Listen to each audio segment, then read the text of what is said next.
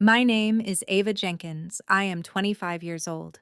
I stood in the doorway of my mom's house in Jackson, Mississippi, drenched from the rain that had turned my life into a nightmare, clutching a soggy duffel bag with the few things I'd salvaged from the flood. My mom, standing there with her arms crossed, didn't even step aside to let me in. Ava, what makes you think you can just show up here like this? At your age, you should have your act together by now.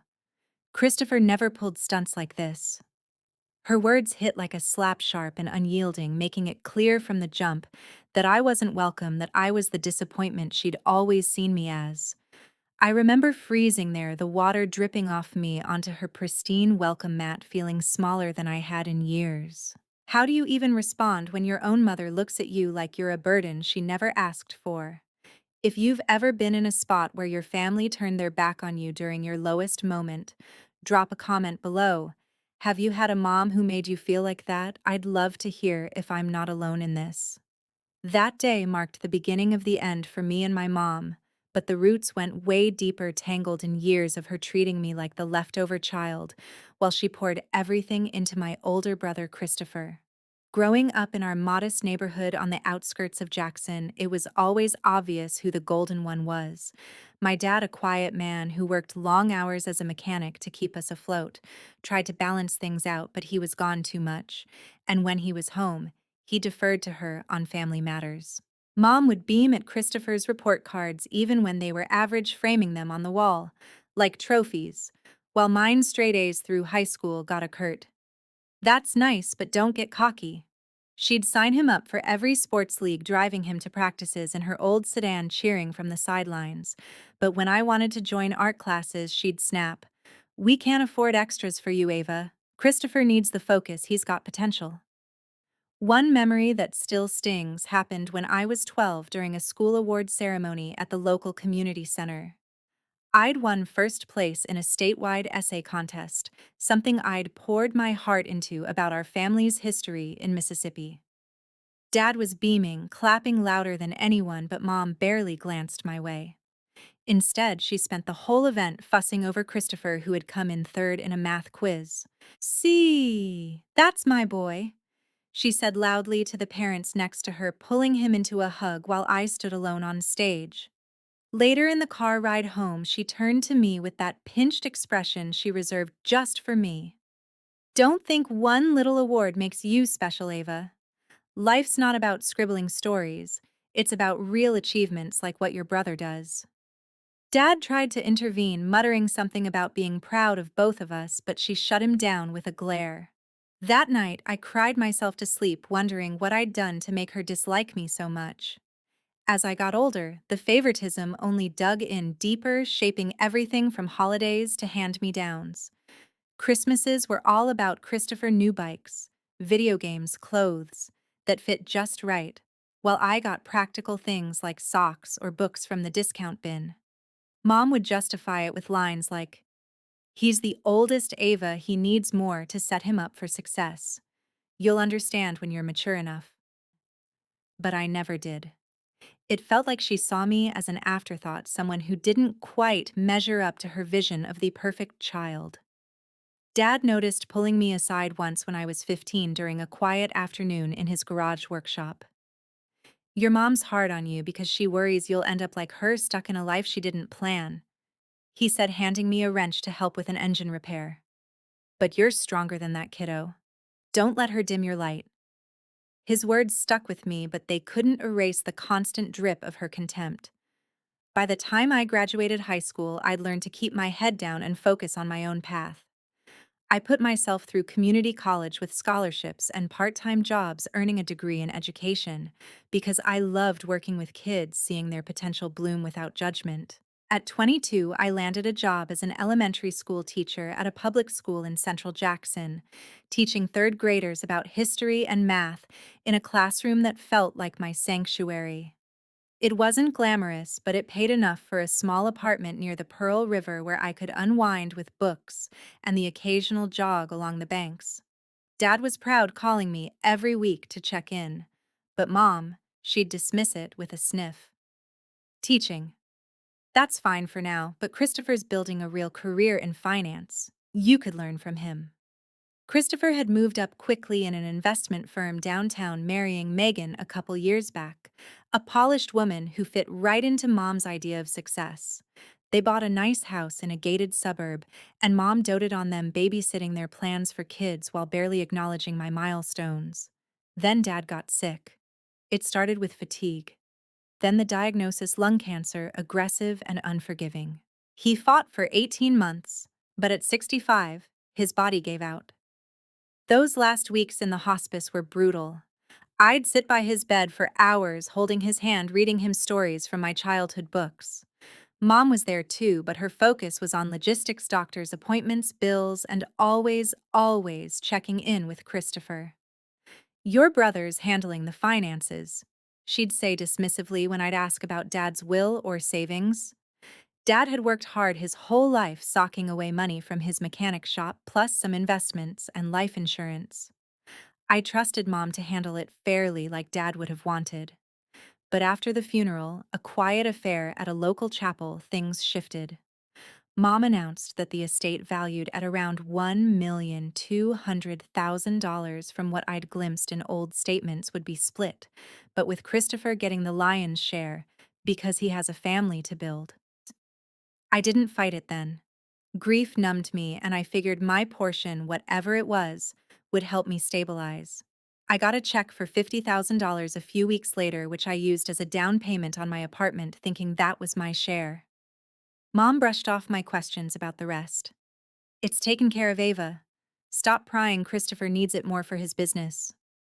Looking back, that should have been a red flag, but I was too raw to push. Life moved on. I threw myself into teaching grading papers late into the night, planning lessons that made my students light up. Christopher and Megan hosted family gatherings at their place, backyard barbecues, where Mom would gush over their latest remodel while ignoring my updates about school.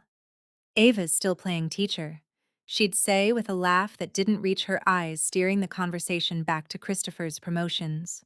It hurt, but I swallowed it, telling myself family was family. That all shattered 3 months ago when the flood hit Jackson hard.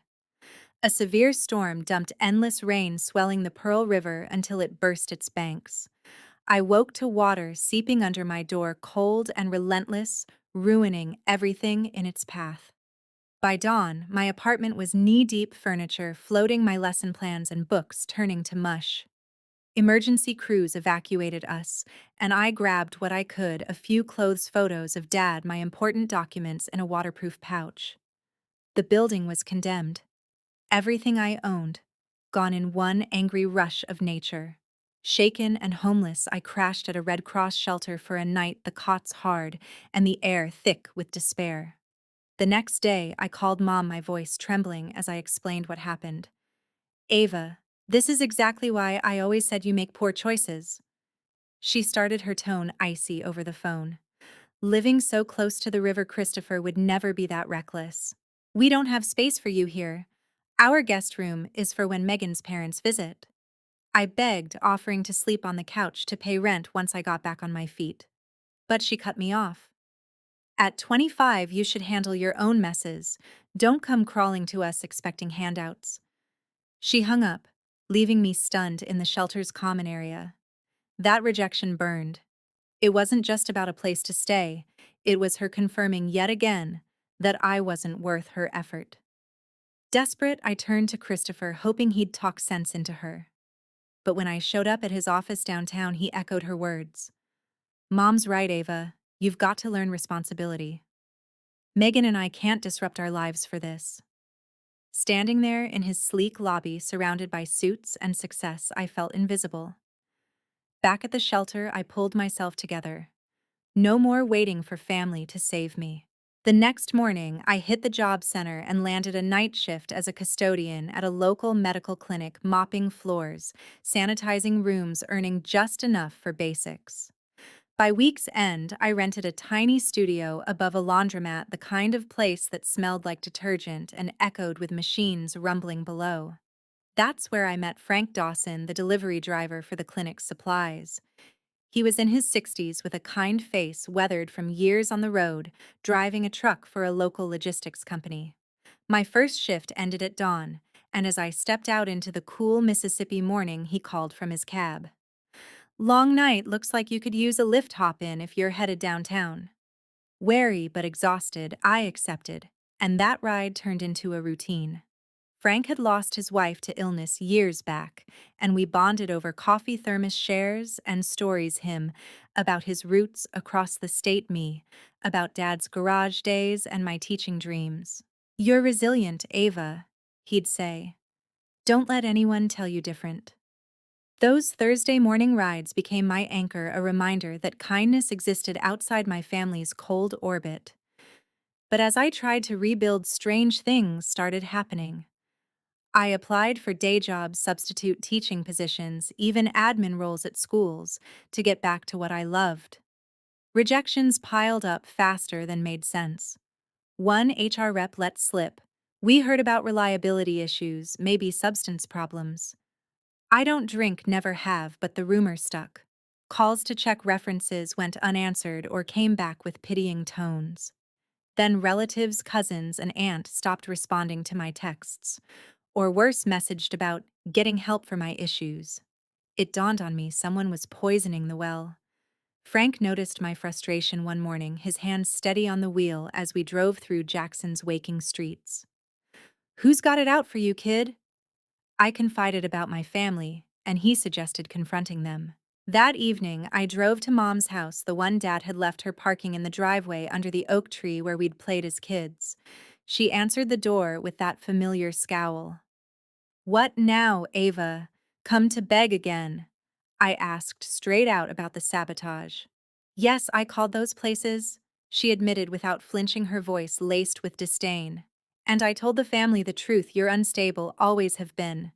Enabling your failures isn't love, it's time you faced consequences." Her words confirmed her deep-seated resentment, like I'd always been the flaw in her perfect family picture. "Why, Mom? What did I ever do to you?" I pressed, tears stinging. She stepped closer, her face hard. "You've been a disappointment from day one, lazy dreams, no ambition like Christopher. He deserves the stability you just take." She slammed the door, leaving me reeling on the porch. That night, alone in my studio, I realized this wasn't just favoritism. It was deliberate destruction. But why go so far? Frank's question echoed. What was she protecting? The answer came soon in a way that shattered everything. After that confrontation on Mom's porch, things only got worse, like she'd flipped a switch and decided to crank up the pressure until I broke. The next week, I started noticing weird looks from my coworkers at the clinic, whispers in the break room, the supervisor pulling me aside for random checks on my work. One evening, as I was mopping the lobby, she cornered me. "Ava, we've had complaints about your reliability. Someone called saying you've been showing up late, maybe under the influence." I denied it, heart pounding, but the damage was done. My hours got cut, making it harder to scrape by on rent. I knew it was Mom. Who else would go out of their way to torpedo my bare minimum job? Her contempt for me wasn't new, but this felt personal, like she couldn't stand seeing me even try to stand on my own. Frank picked up on my stress during our next ride, the truck rumbling through Jackson's early morning fog. "You look like you haven't slept, kid." "Family again." I spilled it all, the sabotage, Mom's admission, how she'd always treated me like I was the mistake she regretted. He listened, nodding slowly, his eyes on the road. "Sounds like she's hiding something bigger than just favoritism. People don't lash out this hard unless they're scared." His words planted a seed, and that night, staring at the ceiling in my studio, I wondered what secret could make her so vicious. Dad's estate nagged at me. That $50,000 felt too small for what he'd built over decades. I decided to dig. The following afternoon, after catching a few hours of sleep, I headed to the county records office downtown, the building stuffy with the smell of old paper and bureaucracy. I requested Dad's probate files, claiming I needed copies for taxes. The clerk, a tired woman in her 50s, slid over a folder after making me wait an hour. Flipping through, my stomach dropped. The total estate was listed at $1,500,000 house equity savings insurance investments, all split equally between me, Christopher, and Mom as executor. But there were amendments, a waiver I'd supposedly signed, relinquishing most of my share to support family needs. The signature looked like mine, but I had no memory of it. Then I saw the date right after Dad's funeral when Mom had emailed me a stack of urgent forms, while I was still numb from grief, crashing at a friend's place because she didn't want me underfoot. Mom forged it, I whispered to myself, clutching the papers in the quiet reading room. She'd tricked me into signing away hundreds of thousands, funneled it to Christopher for his business expansions. No wonder she'd dismissed my questions. She'd stolen from me to prop up her favorite. Rage boiled up, mixed with betrayal so deep it hurt to breathe. I photocopied everything, tucking it into my bag, and left with a plan to confront her again. But first, I called Frank, meeting him at a diner near the clinic before my shift. Over greasy eggs, I showed him the docs. "This is fraud, Ava," he said, frowning. "Your mom didn't just favor your brother, she robbed you blind." That confrontation happened 2 days later at Christopher's house during a family barbecue Mom had insisted on hosting there. The backyard smelled of charcoal and ribs, kids from the neighborhood running around, but the air between us crackled with tension. Mom was holding court near the grill, laughing at something Megan said when I approached. "We need to talk about Dad's estate," I said, keeping my voice low but firm. Her smile vanished, eyes narrowing like I'd slapped her. "Not here, Ava. Don't ruin a nice day with your dramatics." But I pressed, pulling out the photocopies. "You forged my signature. That money was mine too. Dad wanted it split fairly."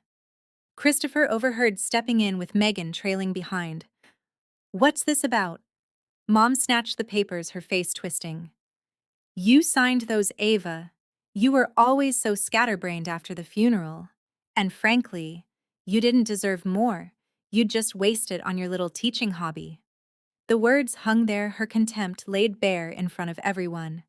Christopher chimed in, echoing her. "Mom's right. The money helped me build the firm, it's invested now, creating value. You got your share." But it was Mom who drove the knife deeper, turning to me with that cold stare she'd perfected over years. "You've always been the weak one, Ava. Christopher has a future, a family. You're just drifting. If you'd been more like him, maybe Dad wouldn't have worried so much." Megan looked uncomfortable but said nothing. The guests pretended not to notice, but I felt humiliated, exposed as the family outcast. I left without another word, tears blurring the drive back to my studio. The escalation didn't stop. Over the next weeks, Mom ramped up the isolation, calling my extended family with tales of my instability, claiming I was harassing her over money I didn't earn. My Aunt Dad's sister texted me, "Until you get help for your issues, we can't talk." Even old friends from school distanced themselves after hearing rumors. My health started slipping. The night shifts and stress led to migraines, missed meals, and one scary episode where I fainted at work, banging my head on a cart. The clinic put me on probation, and I barely made rent, dipping into what little savings I had left. Frank became my lifeline, our rides turning into strategy sessions. "We need proof she's behind the worst of it," he said one dawn, handing me a fresh coffee. "Something concrete." It came sooner than we expected. One Thursday morning, as I climbed into Frank's truck after my shift, his face was pale, hands gripping the wheel tighter than usual. "Ava, we can't go straight to your place today. Trust me on this." His voice was low, urgent, and it sent chills down my spine. "What happened?" He glanced in the rearview, then pulled out slowly. "Yesterday, during my delivery run, I saw your mom in the clinic parking lot. She was talking to two sketchy guys, rough types not from around here." He fumbled for his phone, showing me a grainy photo he'd snapped from his cab. There was Mom in her floral blouse, gesturing animatedly at two men in dark hoodies by a beat-up sedan. I didn't like the vibe, so I parked where I could listen and record a bit. He played the audio, faint but clear enough. Mom's voice sharp and commanding.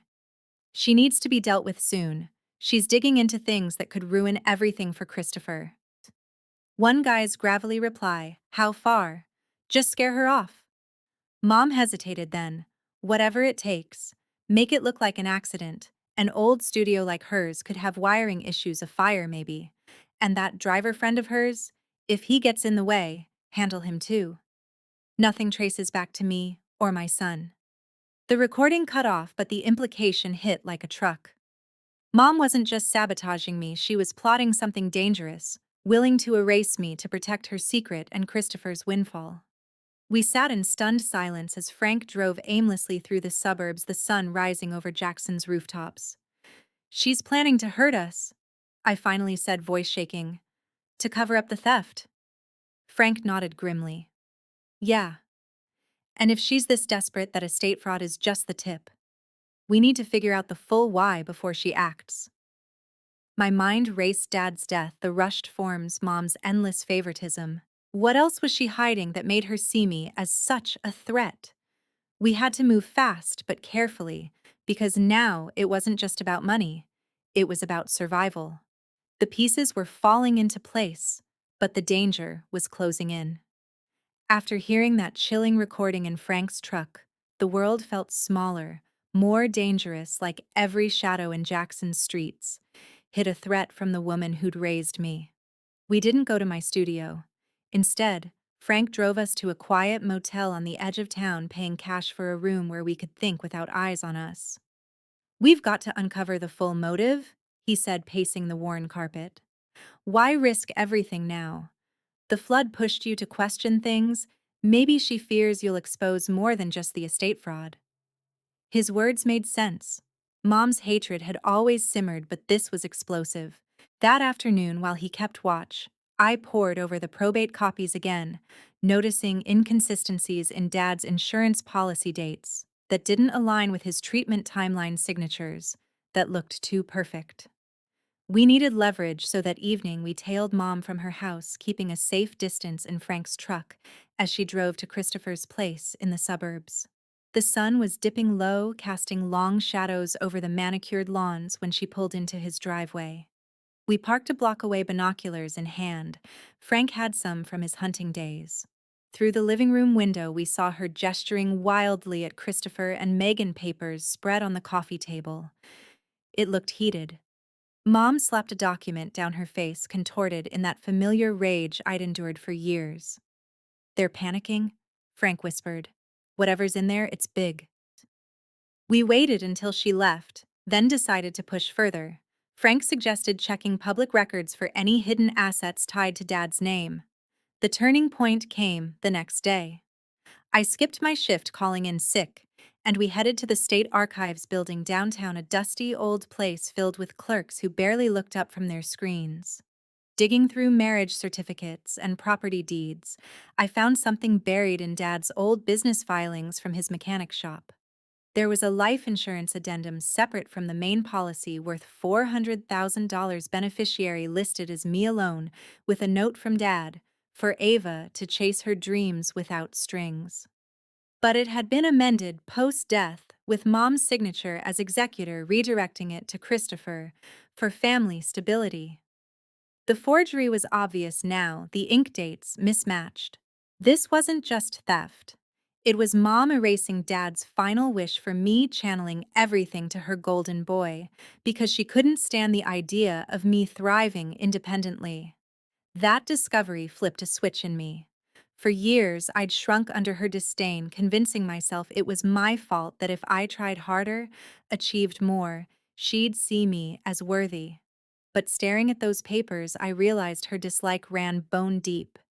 She resented me for existing outside her control, for reminding her of the life she might have escaped if not for mistakes. Like me. Dad had seen it, tried to protect me with that policy, but she'd twisted even his dying intentions. "I'm done," I told Frank, as we left the building, my voice steady for the first time in months. "No more playing the lesser child. I'm taking this to a lawyer, exposing it all. She doesn't get to control my life anymore." He nodded, proud. "That's the spirit, Ava. You choose you now." We moved fast. Frank knew a retired attorney from his trucking days, a no-nonsense woman named Clara, who specialized in estate fraud. We met her at a coffee shop near the Capitol, sliding over the files and playing the recording on his phone. Her eyes widened. This is criminal forgery, embezzlement, conspiracy to harm. We can build a case, but it'll get ugly. I didn't hesitate. Do it. They've taken enough from me. Clara filed an emergency petition that afternoon, freezing any asset transfers tied to Dad's estate. By evening, subpoenas were out for bank records, and I sent Mom a text. I know about the insurance addendum. Meet me tomorrow at the park by the river, or the lawyers handle it publicly. The confrontation unfolded the next morning at Ross Barnett Reservoir Park, the water calm under a gray Mississippi sky, a stark contrast to the storm inside me. Mom arrived first alone, her posture rigid as she sat on a bench overlooking the lake. I approached with Frank waiting in the truck nearby, hidden but ready. "What do you want, Ava?" She started, her voice dripping with that signature contempt, eyes scanning me like I was dirt on her shoe. "Coming here with threats? You've always been so dramatic, unlike Christopher." I laid out the files on the bench between us, the waivers, the addendum, the mismatched signatures. "You forged my name, stole Dad's gift to me, $400,000 plus the rest of the estate you funneled to him, and now you're plotting accidents to silence me." Her face paled, but she recovered quickly, leaning in with a snarl. "You don't deserve a penny. Dad spoiled you, but I knew better. You're weak, always needing handouts. Christopher built something real with that money. His firm thrives because of it. If you'd been worth it, maybe I'd have given you more."